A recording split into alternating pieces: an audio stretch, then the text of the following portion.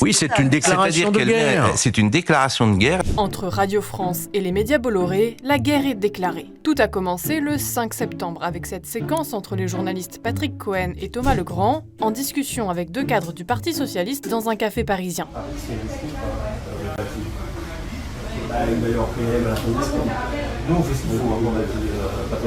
Un moment capturé à leur insu et diffusé dans sa version tronquée par le média d'extrême droite L'Incorrect. Aussitôt, à gauche comme à droite, l'échange choque. Et les deux journalistes sont accusés de connivence avec les socialistes. Rapidement, Thomas Legrand est suspendu de l'antenne par France Inter. Les deux journalistes défendent leur intégrité professionnelle et dénoncent les pratiques manipulatoires de L'Incorrect. L'une des séquences qui a été mise en ligne d'une durée d'1 minute 12 a été coupée à 10 reprises.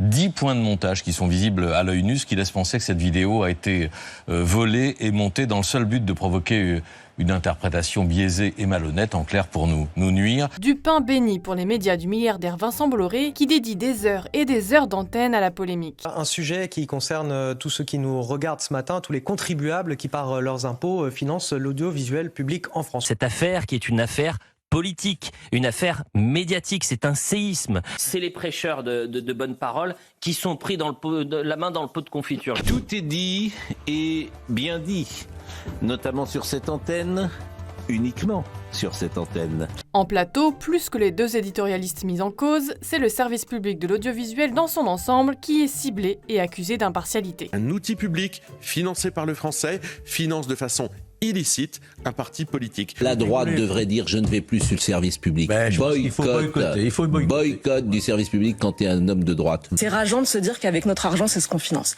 4 milliards d'euros par an, c'est excessif. La solution qu'elle propose, c'est hélas la bonne, de supprimer le service public. C'est hélas. Et pourquoi je veux la privatisation ? Parce que je ne veux jamais que nous soyons accusés de cela. Des attaques quotidiennes qui ont fait réagir les dirigeants de l'audiovisuel public, et notamment la présidente de France Télévisions Delphine Ernotte, qui n'a pas mâché ses mots à l'encontre des médias Bolloré dans une interview au Monde. Il faut admettre que CNews est un média d'opinion, qu'ils assument d'être une chaîne d'extrême droite. La galaxie médiatique de Vincent Bolloré veut la peau de l'audiovisuel public, réclame sa privatisation et l'exprime avec violence. À un moment, il faut dire stop. La réponse outrée des journalistes et chroniqueurs des chaînes visées n'a pas traîné. Delphine Ernotte a déclaré « CNews est une chaîne d'extrême droite ». Voilà, quand vous parlez de la réalité, vous êtes tout de suite catalogué. Nous sommes criminalisés, on nous met, comme disait Johan, des cibles dans le dos. Ces gens sont dangereux. Ils sont dangereux pour nos vies. Madame Ernotte met une cible sur nos vies. La bataille ne fait que commencer.